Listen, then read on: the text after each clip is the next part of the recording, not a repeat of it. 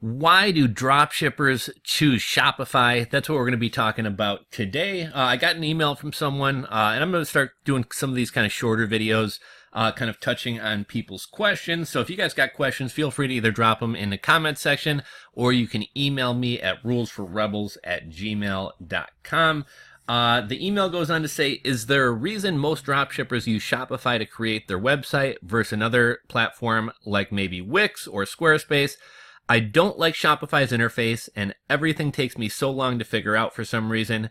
Can I use another site to create a website? I think he means can I use another platform to create a website?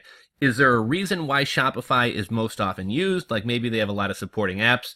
So that's what we're going to be talking about today. One thing I'd like to jump in right off the bat. I put out a video about mid to late last week, and we kind of talked about it. It was actually a Reddit post, and we kind of talked about like how dropshippers tend to look at themselves as dropshippers as opposed to business owners, and that's why a lot of them fail, because everything is in the scope of dropshipping, when really you should be looking at yourself as a business or an e-commerce business who just happens to fulfill via dropshipping, but that shouldn't really shape your business, the fact that you are a dropshipper.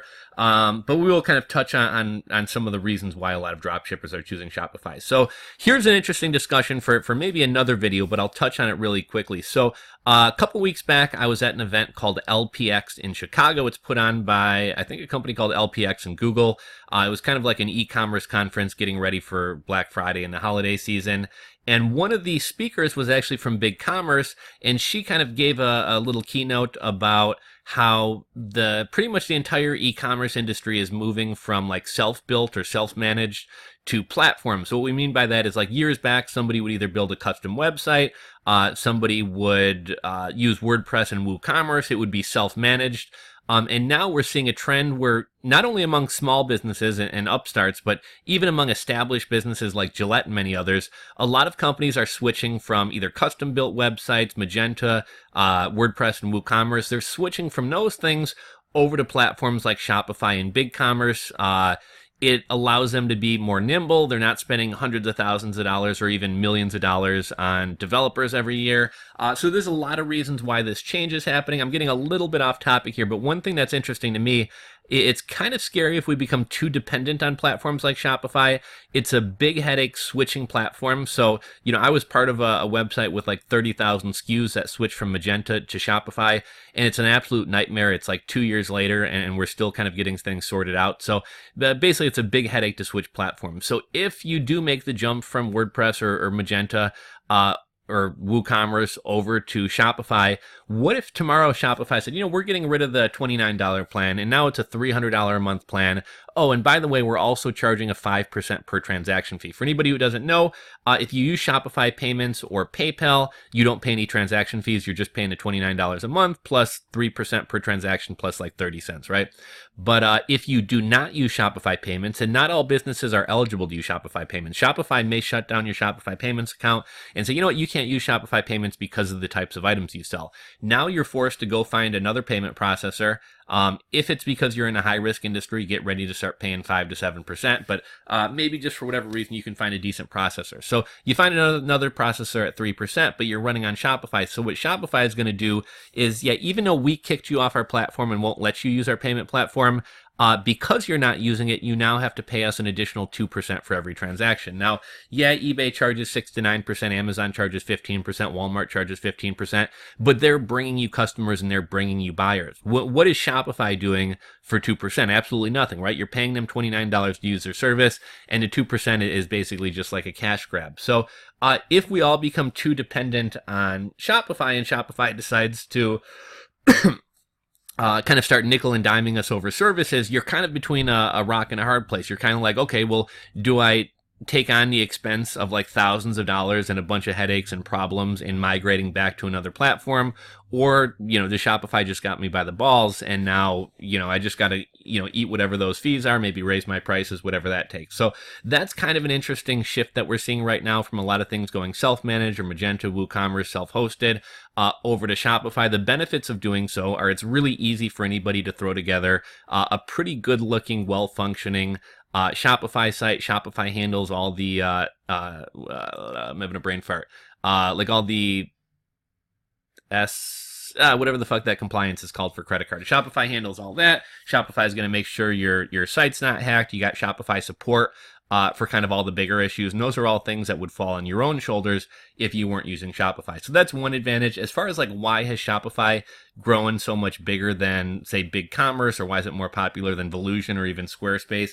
Here's kind of my breakdown of the platform. So Shopify, their free themes, their native themes, like they're good, right? They look clean, they look polished.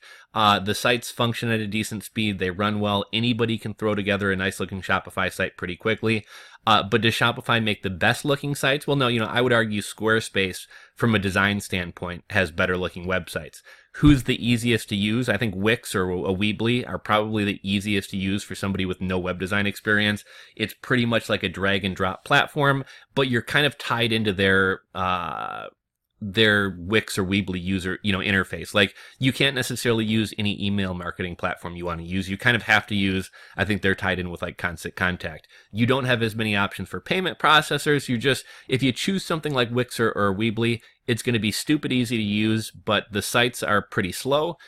Because of the what you see is what you get style of coding. It kind of creates sloppy code and makes the sites run slower. And then also they kind of limit the flexibility you have in terms of using your own third-party apps and things like that. I haven't had a ton of experience in using BigCommerce. BigCommerce, however, from what I've heard, allows for a lot more customization, and it can be better than Shopify for larger businesses.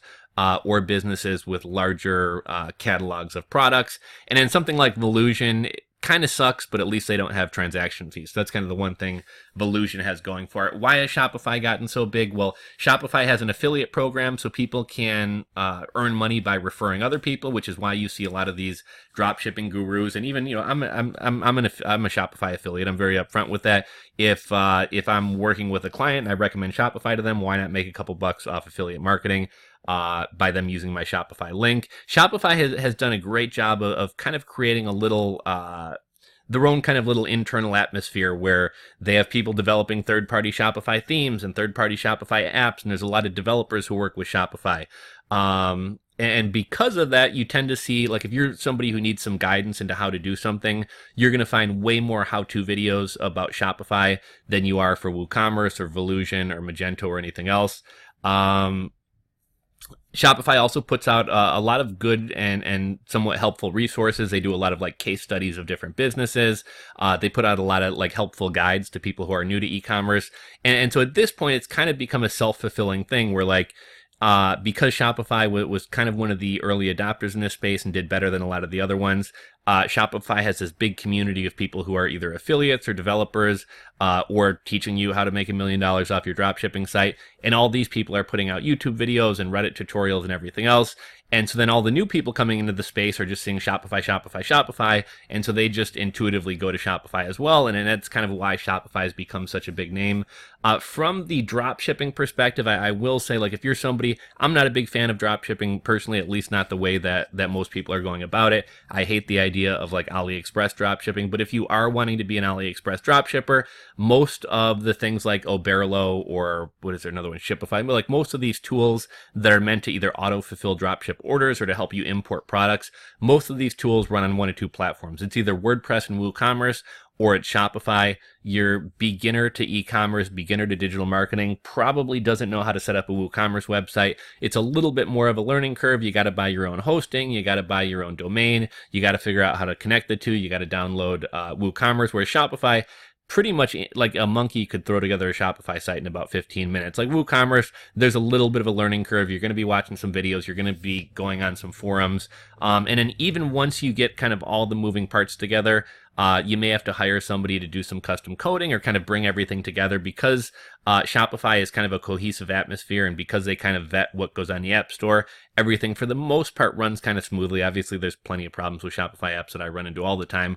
But with WordPress, because you have like thousands of developers all making things that are not all necessarily meant to tie in together, you're going to have a lot of problems where you download some new plugin and then it crashes your site, or you download some new plugin and now it's causing a page not to work, or you have random code showing up on the page or whatever else. So, for your 16, 18, 21-year-old first time getting into business, wanting to drop ship AliExpress Tibetan prayer bead bracelets to their customers, like Shopify is just going to be the place that they're going to wind up migrating to. So what should you use? Depends on what type of site you're designing. Are you looking for something that's a little bit more like visually appealing, that looks nicer from a design standpoint? If so, you may want to look towards Squarespace. If you're going for something that's just like stupid easy, I'm hesitant to steer anybody over to Wix or Weebly, but like if Shopify is too much of a learning curve for you, maybe you'll like Wix or Weebly. I would highly encourage you not to go Wix or Weebly. They make it really difficult to migrate off their site to another site, even more difficult than Shopify or any other platform. They have some SEO problems. The sites tend to load slowly. So I would steer you away from that. For anybody who says Shopify is too much of a learning curve, you probably just need to spend some more time learning, because Shopify is quite honestly about as dumbed down as it gets. Like, yeah, there are some things where if you want to do some customizations, you may have to hire a Shopify expert or hire a developer, especially with more complex sites. But for the most part, anybody should pretty quickly and easily be able to figure out how to throw up a Shopify website. So that's kind of my take on why Shopify has become so popular, not only among dropshippers, but really amongst pretty much anybody opening a new store. And again, it's kind of interesting how we've seen this shift from people having like either self-hosted or self-managed or self-built sites to kind of SaaS or cloud models like a Shopify or Evolution or a Squarespace. So I'd be curious to hear from you guys, like, why do you think everybody goes to Shopify? One thing I will say is I'm starting to see more people turn away from Shopify. Like, Shopify just couldn't really quite do what I wanted to do, or I'm finding it cost prohibitive having to get like an app for every little thing that I want to do on my site. So I am starting to see more people kind of shift over to Squarespace, or even take on the learning curve of learning WordPress and WooCommerce. What are you running your store on? Why did you choose it? What do you like about it? What don't you like about it? Go ahead and drop your comments, anything that you find might be helpful to somebody trying to decide on what platform to launch their e-commerce store. So go ahead and drop those comments down below. If you enjoyed this video, give it a thumbs up. If you are not subscribed to the channel, hit that subscribe button down below, and we will catch you on the next video.